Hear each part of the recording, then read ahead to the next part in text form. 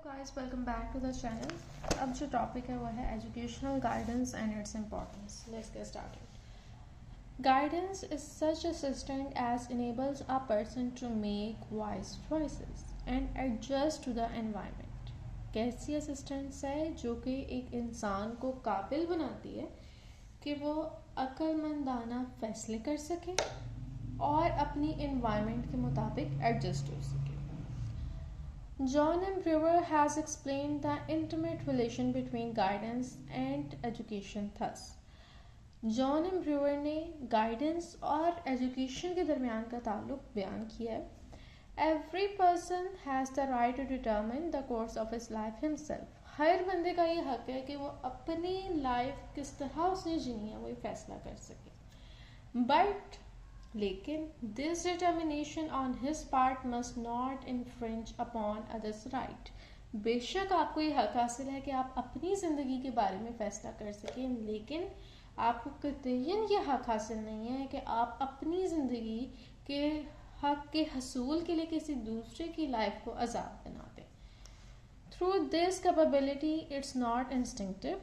वो कहते हैं कि ये कैपेबिलिटी इंस्टिंक्टिव नहीं है। It like other abilities also develop। ये दूसरी abilities की तरह develop करती है। The purpose of education is to provide opportunities for the development and growth of such abilities।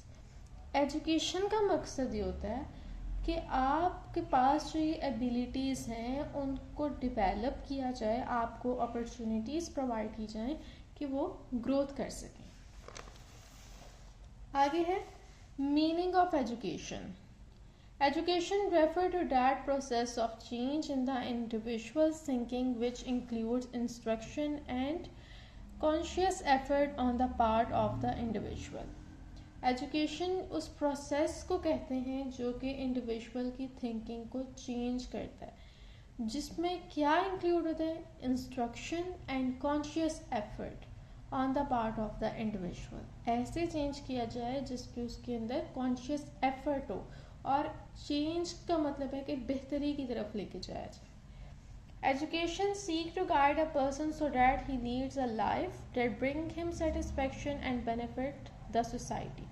Education का मकसद है कि इंसान को ऐसे गाइड किया जाए कि वो अपनी ज़िंदगी को ऐसे लीड करे कि जो कि उसको तो सेटिस्फेक्शन दे लेकिन साथ में सोसाइटी को भी बेनिफिट करे।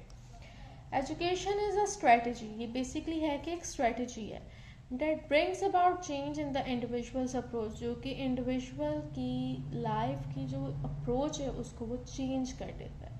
ही carves out his own way and his ideas, thoughts, feeling and memories are all based on his personal experience. वो अपना रास्ता खुद निकालता है और उसके आइडियाज़, थॉट्स, फीलिंग, मेमोरीज सब बेस करते हैं उसके पर्सनल एक्सपीरियंस पे। एक ऐसी स्ट्रेटजी है जिसके ज़रिए इंडिविजुअल में चेंज लेकर आया जाता है, गाइड किया जाता है कि इंडिविजुअल अपनी लाइफ को खुद लीड कर सके।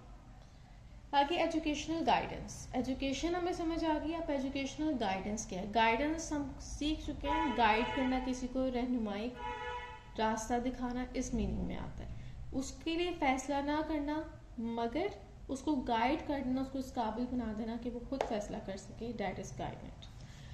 आगे guidance and education are intimately interrelated. ये दोनों आपस में बहुत गहरा ताल्लुक रखते हैं। Guidance means the assistance offer to a person during education. Guidance का यहाँ पे मतलब है कि वो असिस्टेंस जो कि आपको एजुकेशन के दौरान दी जाती है। Guidance is a part and parcel of education. ये एजुकेशन का हिस्सा है। Education facilitate the process of guidance. Education के ज़रिए गाइडेंस के प्रोसेस को फैसिलिटेट किया जाता है।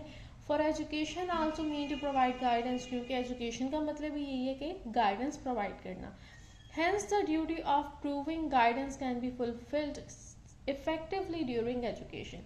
इसी वजह से गाइडेंस की जो ड्यूटी है वो अच्छी तरह फुलफिल हो सकती है ड्यूरिंग एजुकेशन।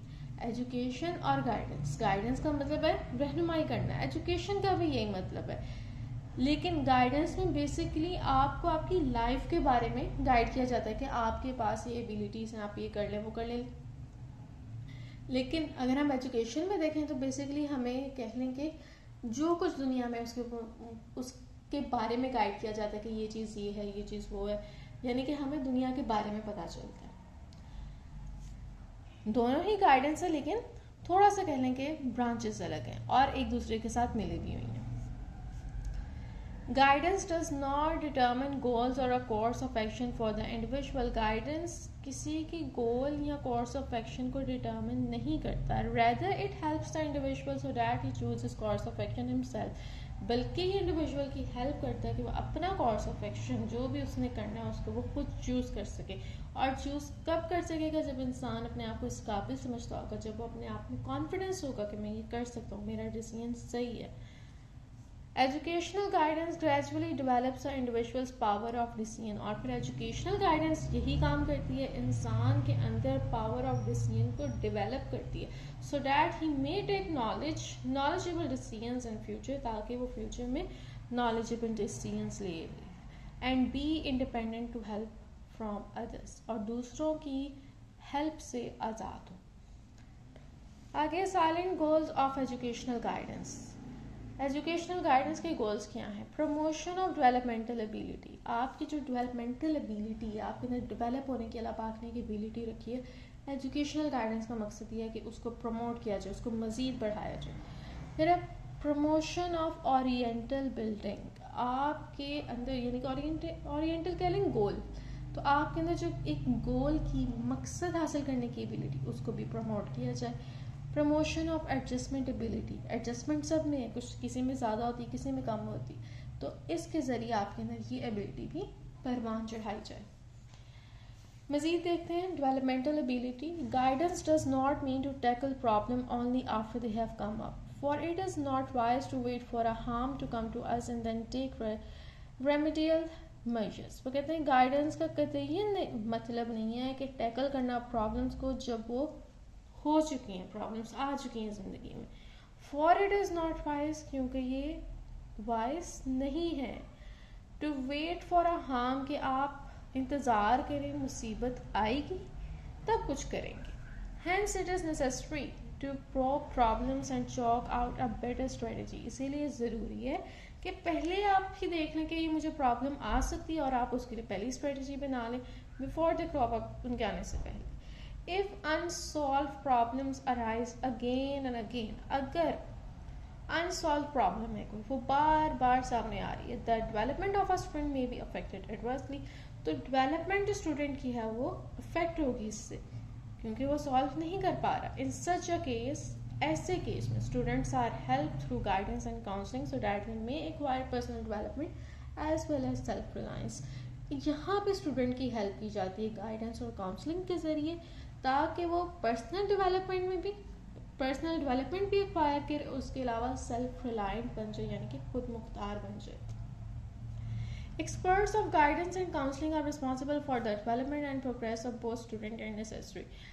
अगर आप एक्सपर्ट हैं गाइडेंस और काउंसलिंग में, तो आपकी क्या जिम्मेदारी है? आपकी जिम्मेदारी है कि एक तो अगर आप स्टूडेंट्स की करें तो स्टूडेंट की प्रोग्रेस, और उसके अलावा सोसाइटी की प्रोग्रेस की जिम्मेदारी आप पे है।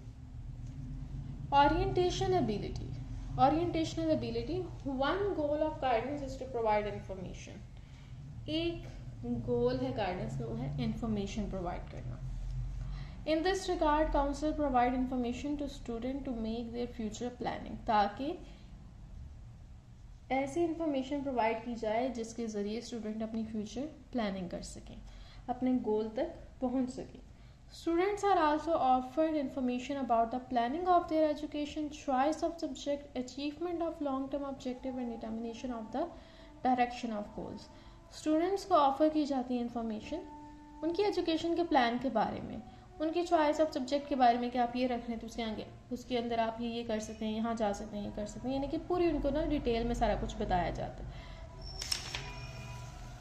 It has become necessary in the present day complex world to draw up a strategy in anticipation। वो कहते हैं आजकल के दौर में ज़रूरी भी है कि आप जो भी कर रहे हैं ना, आप उसके बारे में मुकम्मल इंफॉर्मेशन हासिल करें।